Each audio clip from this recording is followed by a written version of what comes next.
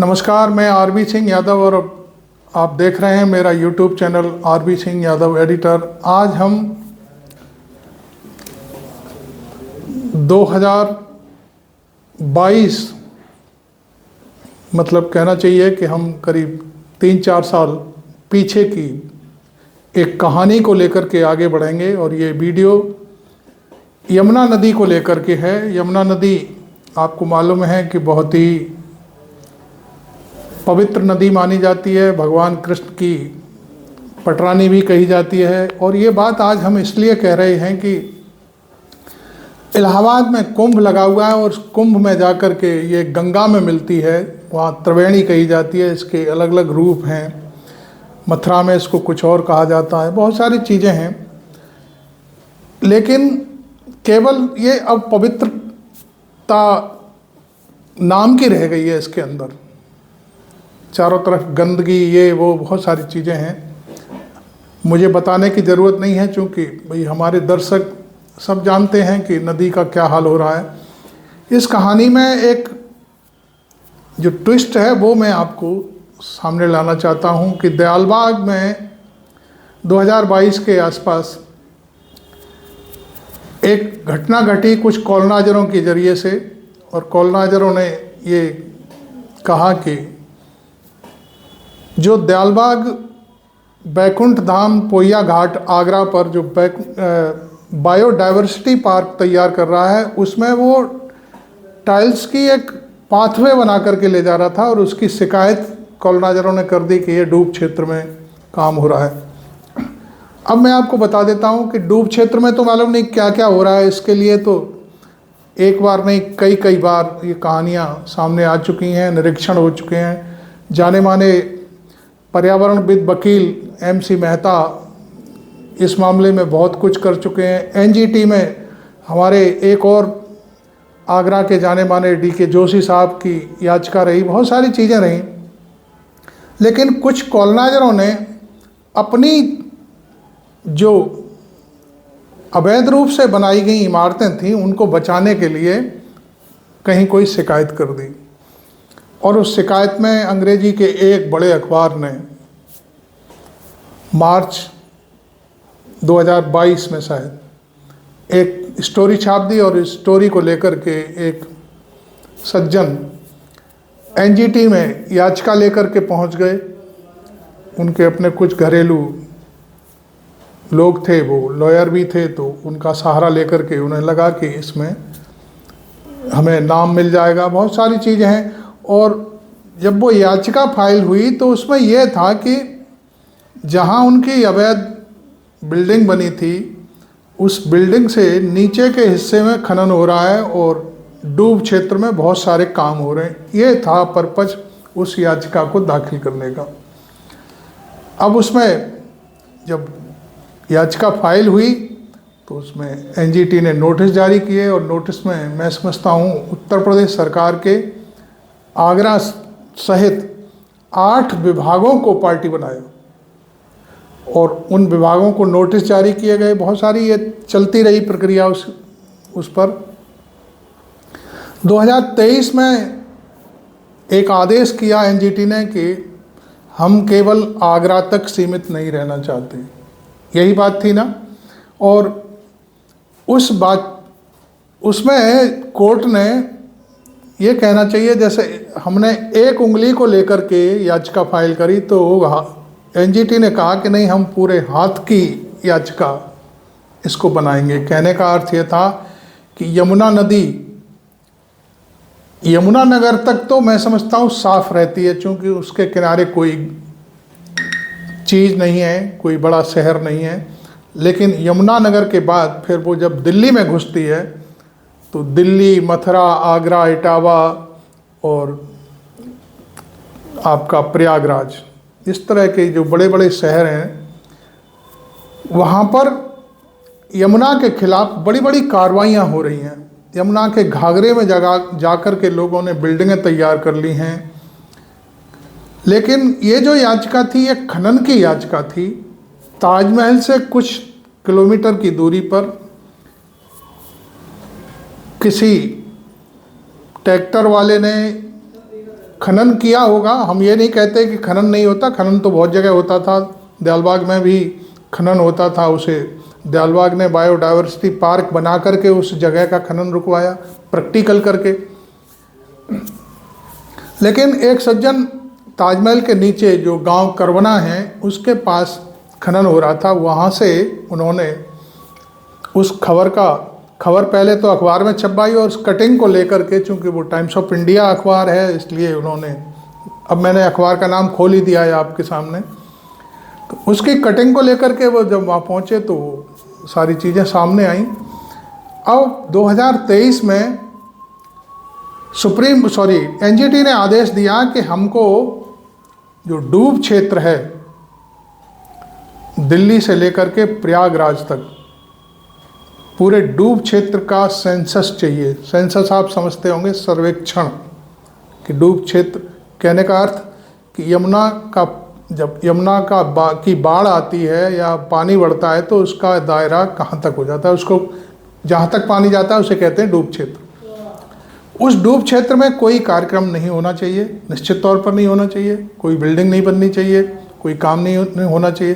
खेती होती है, खेती कर सकते हैं आप, वो किसानों की ज़मीन होती है, किसान अपनी सारी चीज़ें करते हैं और बाकायदे सब संपन्न होता है उनका।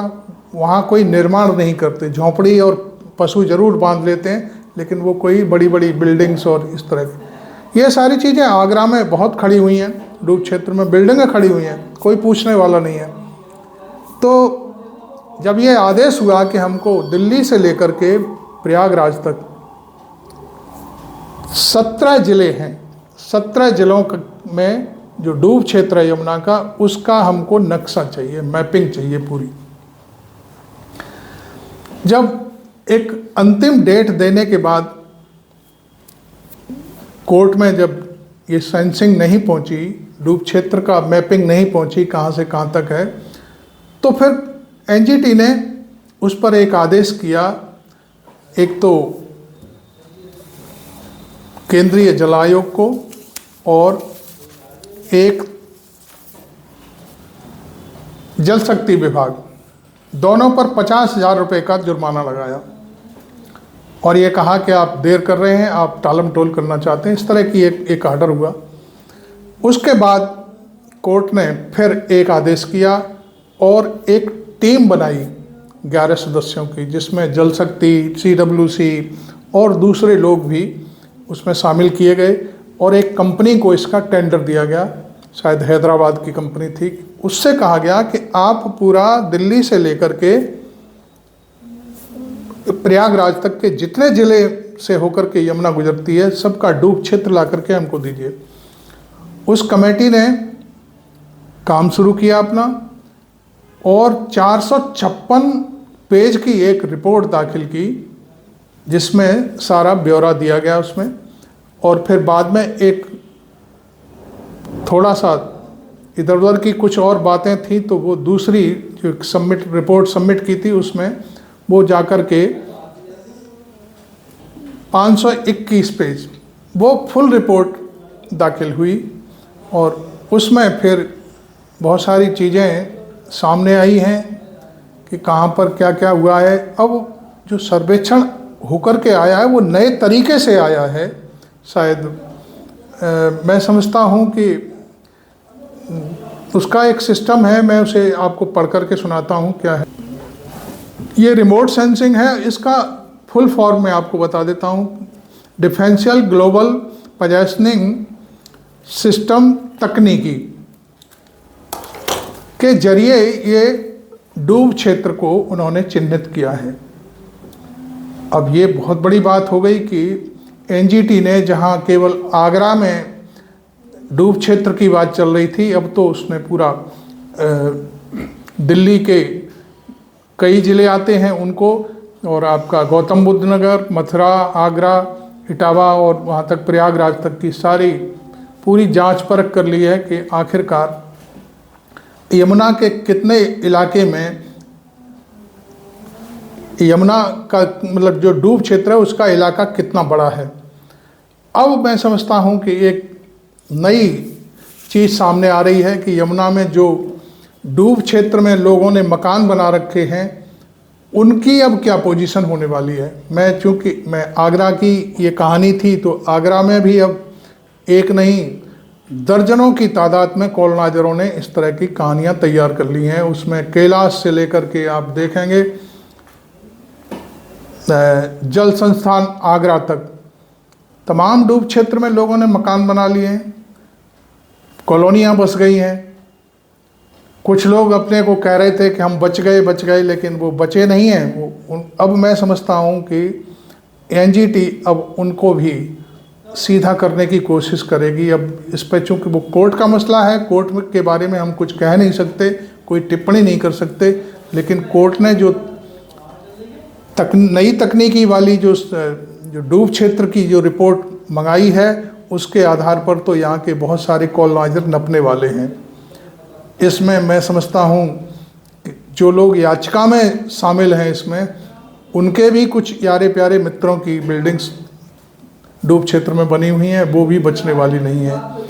हमारा ये वीडियो हम इसलिए नहीं बना रहे हैं कि हम किसी को परेशान कर रहे हैं या किसी को तकलीफ़ हो, चूँकि हम एक एनालिसिस्ट हैं, पत्रकार हैं। हमारी नज़र से ये है कि जिस व्यक्ति ने ये शिकायत की, वो शिकायत तो एक तरफ कोने में टांग दी एनजीटी ने, और अब उन्होंने बृहद रूप से पूरी यमुना कहाँ घेरी जा रही है, किस तरह से लोग उसके किनारों को बर्बाद कर रहे हैं, वो चीज़ पर सुनवाई होगी। मैं एक उदाहरण के रूप में एक चीज़ पेश करता हूँ।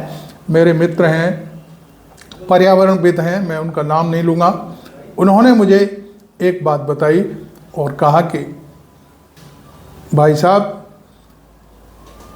जो कमलनाथ हैं, पर्यावरण मंत्री हुआ करते थे, कभी उन्होंने पंजाब में शायद सिंध नदी के किनारे या कोई दूसरी नदी के किनारे अपना एक होटल बना रखा था। उस होटल की जब आप जानते हैं, जब हवा चलती है तो उसकी सुगंध भी चलती है, और बुरी बात होती है उसकी दुर्गंध चलती है।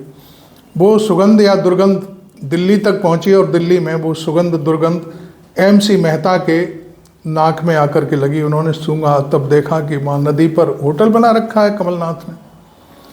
उन्होंने याचिका फाइल की और वो केस बहुत लंबा चला। कमलनाथ पर्यावरण मंत्री होते हुए भी उन्होंने भरकस कोशिश की कि एक केस में जीत जाऊं, लेकिन MC मेहता के सामने वो एक पल भी नहीं टिक पाए और वो केस हार गए। उसमें सुप्रीम कोर्ट ने तमाम चीज़ें रखी सामने।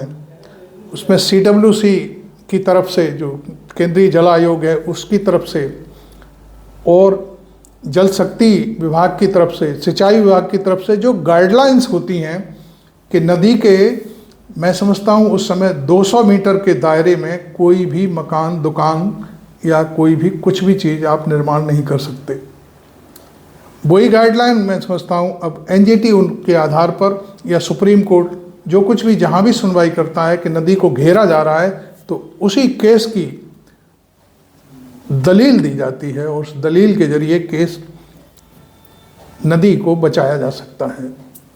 तो मैं समझता हूँ आज भी आगरा में जो मऊ इलाका है, दयालबाग के पास जगनपुर का इलाका है, सिकंदरपुर है, और भी कई इलाके हैं, मेरे को नाम ध्यान नहीं आ रहा है, और वो यहाँ तक जो पूरा बल्केश्वर इलाका है, यहाँ पर तमाम दुनिया की बिल्डिंगें बन गई हैं, नदी में बन गई हैं तमाम चीज़ें। आप देखेंगे जल संस्थान के नीचे पूरी कॉलोनी की कॉलोनी बसी हुई है। बहुत सारी ऐसी चीज़ें हैं जिसमें नदी का दायरा बहुत छोटा हो गया है, और जब बाढ़ आती है तब चिल्लाते हैं कि बाढ़ आ गई, घरों में पानी घुस गया, ये हो गया, वो हो गया। तो ये सारी चीज़ें हो सकता है एनजीटी ने ये जब रिपोर्ट 521 पेज की उनके पास है, इस पर चर्चा होगी, जो भी होगा अगली सुनवाई क्या कहती है इस पर हम अभी कोई टिप्पणी नहीं करना चाहते। आपको ये वीडियो अच्छा लग रहा हो तो आप इसे लाइक करें, और यदि हमारी रिपोर्टिंग और पत्रकारिता पर थोड़ा भी यदि हमें सपोर्ट करना चाहते हैं तो मेरे चैनल को सब्सक्राइब ज़रूर कर लें। तो अब मैं इसको यहीं समाप्त करता हूँ। Thank you very much. मैं आरबी सिंह यादव।